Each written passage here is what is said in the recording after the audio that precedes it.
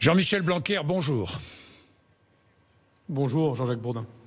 Jean-Michel Blanquer, parlons du déconfinement scolaire. Première question directe, est-ce qu'une scolarité régulière et intégrale sera possible avant les vacances?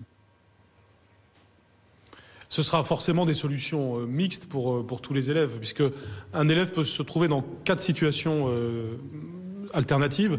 Il peut être en petit groupe à l'école, il peut être aussi à l'étude à l'école, puisqu'il y aura, chaque fois que ce sera possible, on développera ça. Il peut être aussi chez lui, comme nous le connaissons actuellement en période de confinement.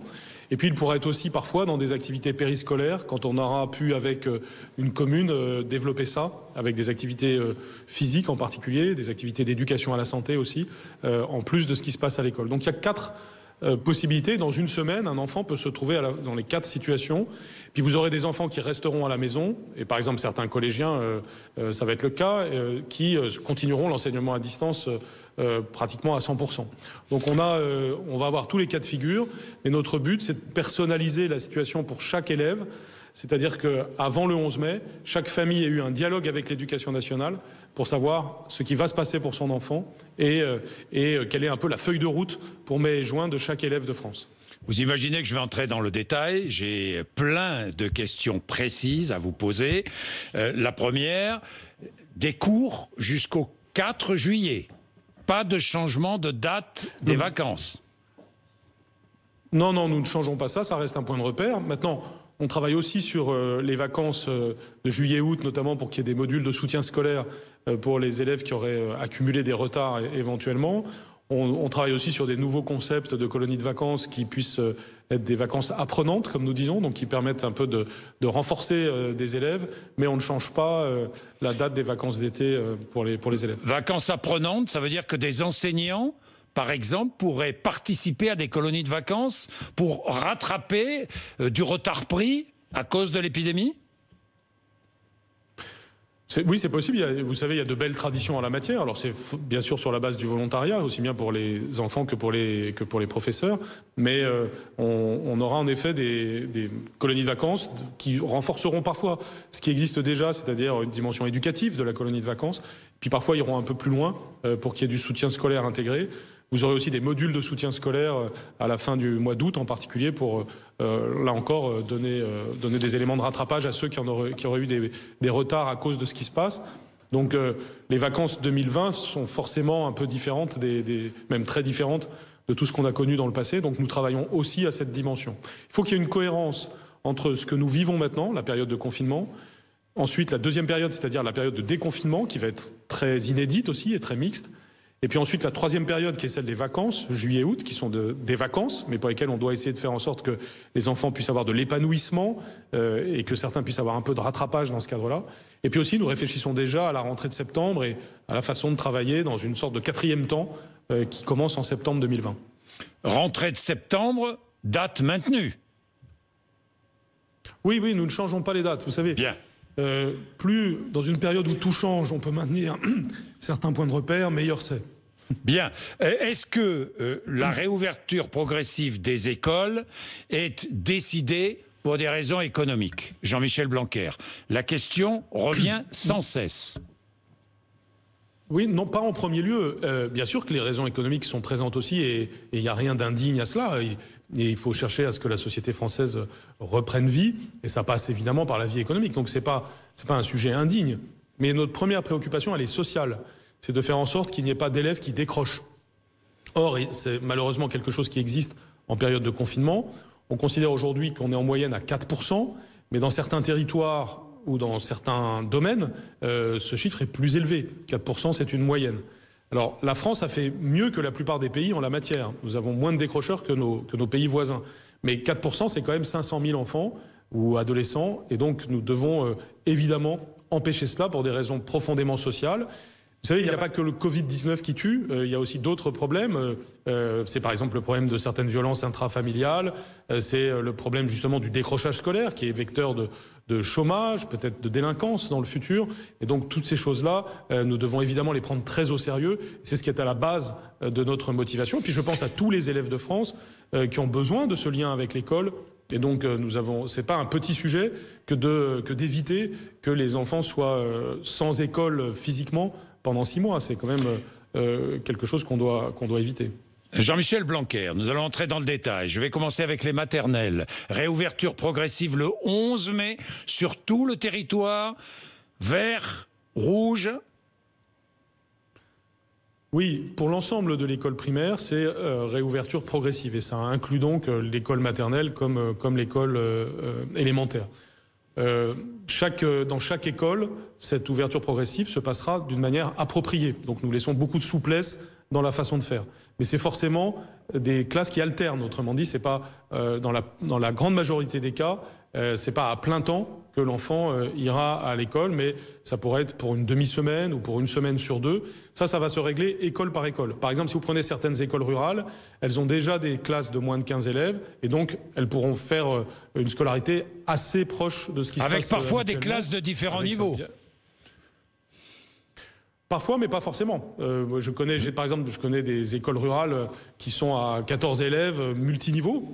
Ils vont pouvoir fonctionner un peu comme d'habitude. Vous avez aussi, par exemple, les CP, CE1 en REP et REP+. Ils sont déjà 12 élèves. Donc, ils pourront fonctionner dès le début d'une manière assez normale, bien entendu, avec tout le respect du protocole sanitaire que nous avons établi. Donc, chaque cas est un cas particulier. Et ce que nous sommes en train de faire, en fait, en ce moment, c'est à la fois d'avoir défini un cadre national très clair. Par exemple, le protocole sanitaire va être disponible dès après-demain. Ce protocole sanitaire, il est très clair, il est incontournable. Vous avez ensuite un cadre d'accueil, c'est-à-dire les règles pour définir la façon dont les classes arrivent au fur et à mesure, donc progressivement. Et puis vous avez un cadre pédagogique aussi, c'est-à-dire ce qui se passe pour chaque niveau de la maternelle à la terminale. Mais dans ce cadre national clair, vous avez ensuite beaucoup de souplesse locale, et notamment grâce au dialogue entre éducation nationale et élus, tout particulièrement les maires. Eh bien, on va arriver à un plan spécifique pour chaque école, avec une information spécifique à chaque famille. Oui, donné aux parents. Est-ce que, je vais revenir, les précisions sur l'école élémentaire, les collèges et les lycées, évidemment, j'ai plein de questions. Est-ce qu'un plan d'hygiène sera fixé dans chaque établissement scolaire de France? Oui, il y a donc ce protocole national sanitaire dont je viens de vous parler, qui est lui-même directement inspiré de ce que le Conseil scientifique a produit comme note. Nous avons aussi fait toute une comparaison internationale sur ce sujet. Nous avons travaillé avec le bureau Veritas pendant toute cette période. C'est ce qui fait qu'il y aura, je vous le dis, dès après-demain, c'est-à-dire dès après la consultation des associations d'élus en particulier, nous allons aussi en parler aujourd'hui avec les organisations syndicales, eh bien, ces documents seront prêts et seront la référence de chaque acteur, puisque c'est une référence incontournable pour le respect de toute une série de choses et puis de toute une série de moments de la journée. Par exemple, la cantine, l'internat, la cour de récréation. Je vais y revenir. Tous ces éléments très précis font l'objet d'un cadrage national pour que chacun ait une référence claire en la matière. Chaque parent pourra savoir quel est le plan d'hygiène voulu, préparé pour l'école de son enfant. Oui, d'abord, chaque parent pourra avoir ce protocole national qui est commun à toute la France.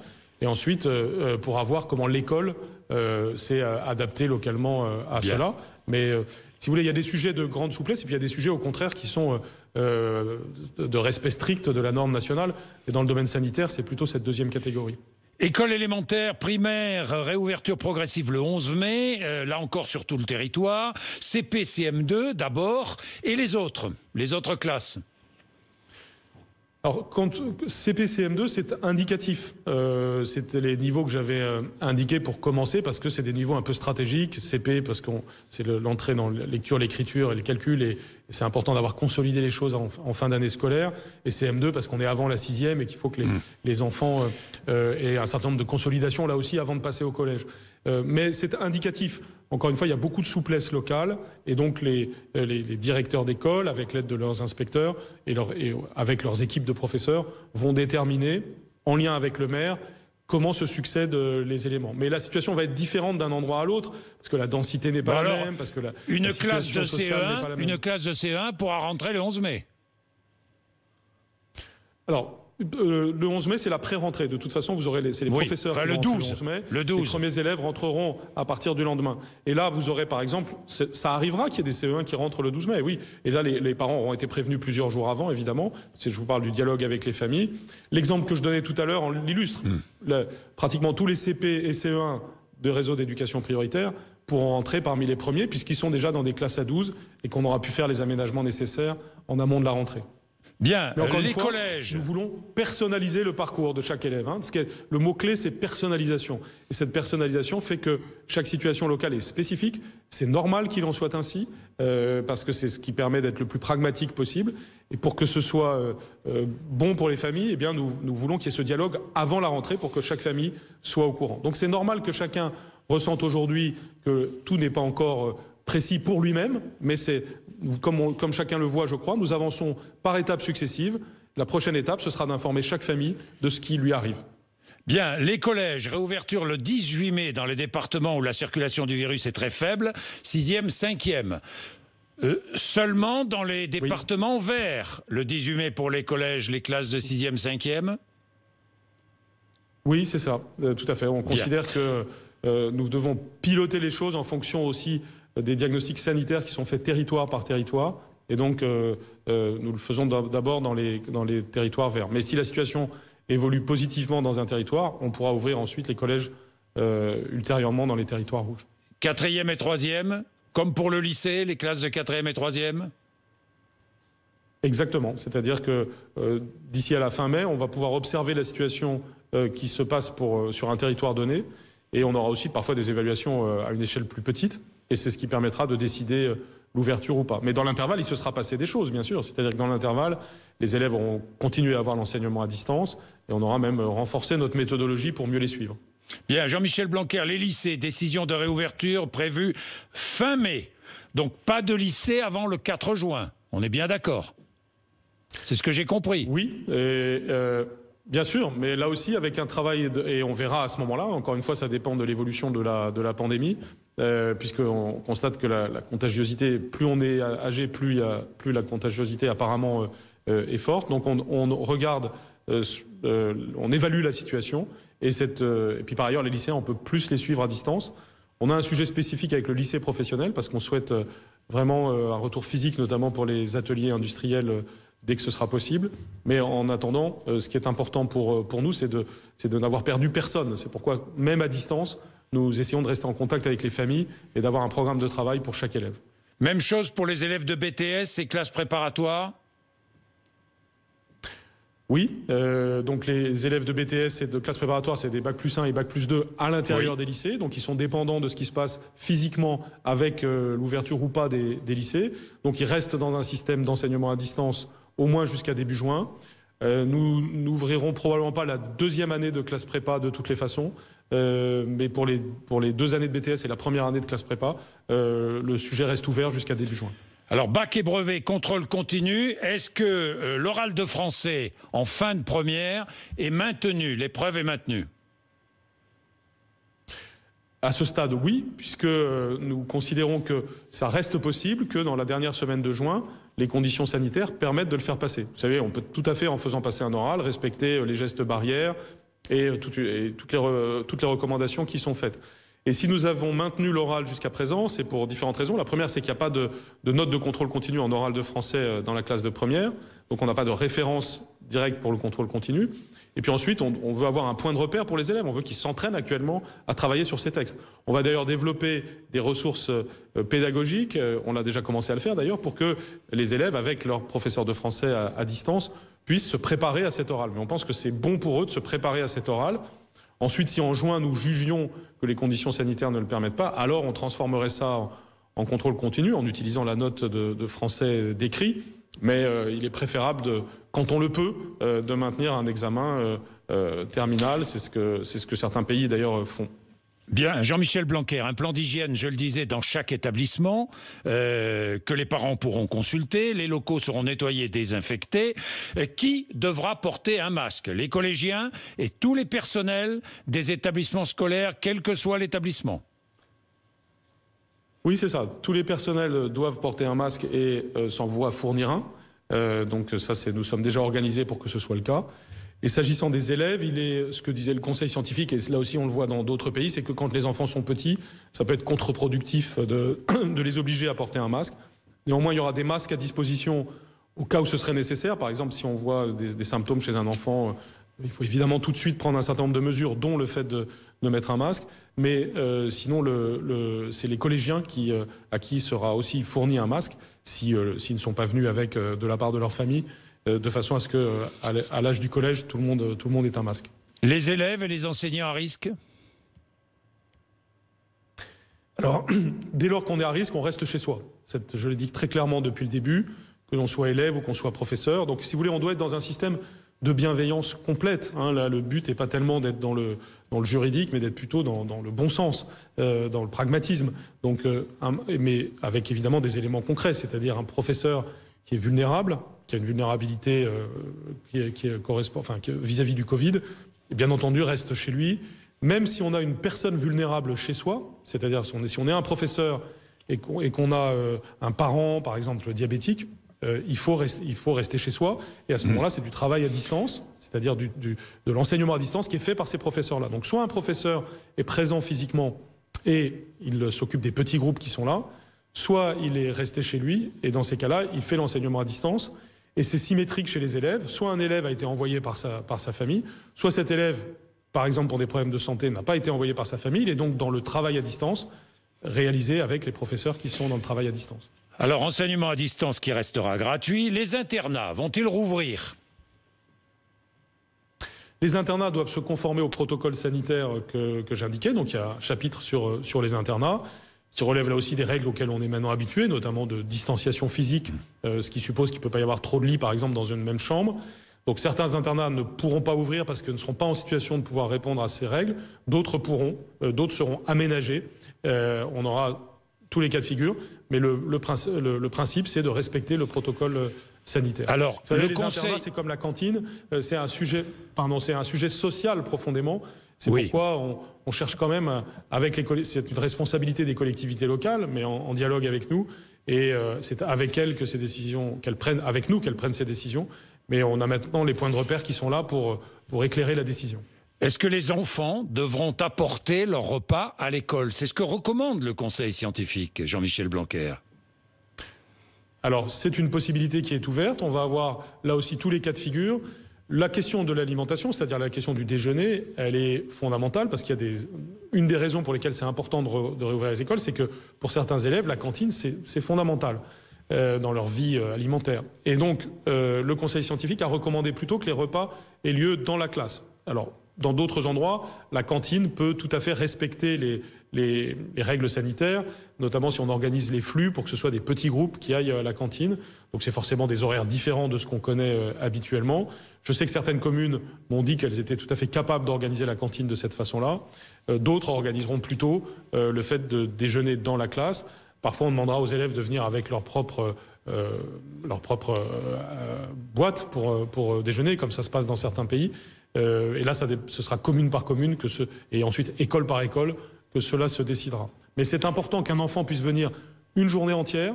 On n'encourage pas le système par demi-journée, qu'il puisse venir une journée entière et qu'il y ait une alimentation. J'allais vous poser la question sur le rythme de travail des enfants et des enseignants, l'organisation à l'intérieur même de l'établissement scolaire. Ça ne se fera pas par demi-journée, Jean-Michel Blanquer.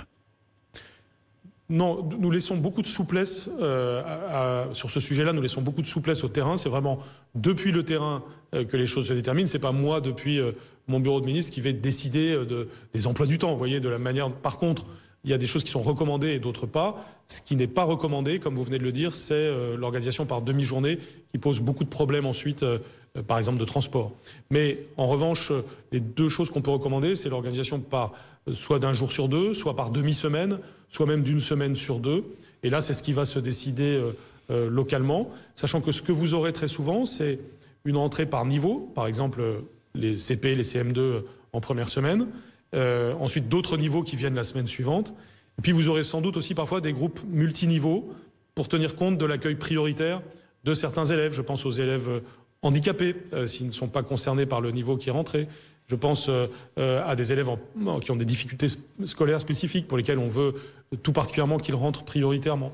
Donc on aura comme ça des critères qui font que certains élèves qui ne sont pas concernés par un niveau, qui ne sont pas du niveau, viendront quand même, parce qu'on se sera organisé pour pouvoir les recevoir et les mettre au travail.